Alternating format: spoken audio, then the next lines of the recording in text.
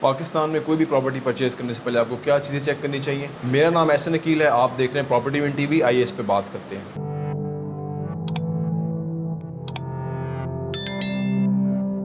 जो नंबर 1 चीज़ है वो लोकेशन है।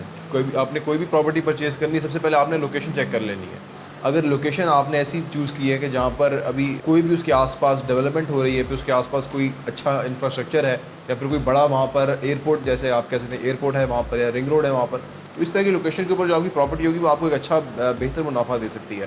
क्योंकि वहाँ पर आने वाले टाइम में जब उस साइड का ट्रेंड बनेगा, जब वहाँ पे लोग प्रॉपर्टी खरीदने आएँगे, जब वहाँ पे डिमांड बढ़ेगी तो आपको उसके ऊपर अच्छा फ़ायदा हो सकता है और आप उसको एक अच्छे रेट पे सेल कर सकते हैं। लोकेशन के बाद जो नंबर 2 चीज़ आती है वो आबादी आती है। वहाँ पर आपने ये देखना है कि वहाँ पर क्या उस एरिया के अंदर आबादी है। ऐसा तो नहीं है कि वो एरिया अच्छा है, वो लोकेशन अच्छी है, वहाँ पर एयरपोर्ट तो बनना है, बट अभी वहाँ पे कुछ है ही नहीं। अगर वहाँ पे कुछ है ही नहीं, वहाँ पे आप इन्वेस्टमेंट कर लेंगे, आने वाले टाइम में कोई गवर्नमेंट का प्रोग्राम चेंज हो जाता है, कोई प्लान्स चेंज हो जाते हैं, वहाँ पर कुछ नहीं हो पाता, आबादी कम रहती है। तो जब आबादी नहीं होगी, जब वहाँ पे डिमांड नहीं होगी, तो वहाँ पे आपको इन्वेस्टमेंट करने का फ़ायदा नहीं होगा।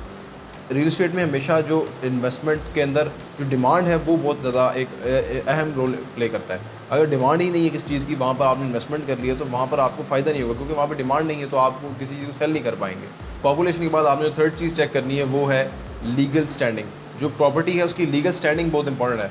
अगर जो प्रॉपर्टी है वो आपकी लीगल स्टैंडिंग सही है, तो वहाँ पर आपको प्रॉपर्टी जो है फ़ायदा दे सकती है, क्योंकि वहाँ पर आपके पास एक तो पीस ऑफ माइंड होगा, दूसरा ये कि जो बायर होगा जिसको आने वाले टाइम में आप सेल भी करेंगे, तो वो भी पीस ऑफ माइंड के साथ एक प्रॉपर्टी परचेज करके, क्योंकि इसके सारे जो कागजात हैं वो पूरे हैं, इसमें कोई भी प्रॉब्लम नहीं है। अगर किसी प्रॉपर्टी के, जो आपने देखा होगा कि पाकिस्तान के अंदर जो घरों की रजिस्ट्री गुम हो जाती है ना, उनके जो डुप्लीकेट पेपर्स होते हैं, तो वो घर बहुत सस्ते हो जाते हैं, वो प्लॉट बहुत सस्ते हो जाते हैं, क्योंकि उनकी डुप्लीकेट पेपर्स होते हैं।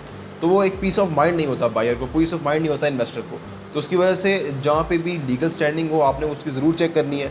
आपने उसकी लीगल स्टैंडिंग ज़रूर चेक करनी है कि वहाँ पर कोई भी प्रॉब्लम ना हो, प्रॉपर्टी के अंदर कोई कब्ज़े वाले मामलात, कोई double selling, duplicate file, anything इस तरह कुछ भी ना हो।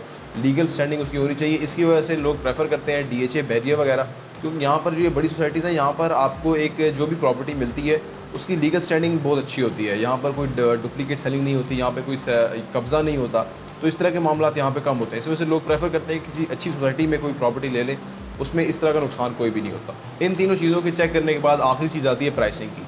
अगर आप कोई प्रॉपर्टी प्राइसिंग को कंप्रोमाइज़ कर लेते हैं कि आप एक सस्ती प्रॉपर्टी ले लेंगे, बट ये कि आप बाकी चीज़ें चेक नहीं करेंगे, लोकेशन अच्छी नहीं होगी, उसकी लीगल स्टैंडिंग नहीं होगी, तो उसमें आपको बहुत ज़्यादा नुकसान हो सकता है। अगर लीगल स्टैंडिंग नहीं है आपकी प्रॉपर्टी की, आपकी प्रॉपर्टी जो है वो अगर फ़ाइल ही डुप्लीकेट है, या फिर अगर आपकी फ़ाइल जो है वो कह लेंगे उस पे कब्ज़ा हो चुका है, तो फिर आपने जितना मर्ज़ी सस्ता लिया उसको कोई फ़ायदा नहीं है आपको।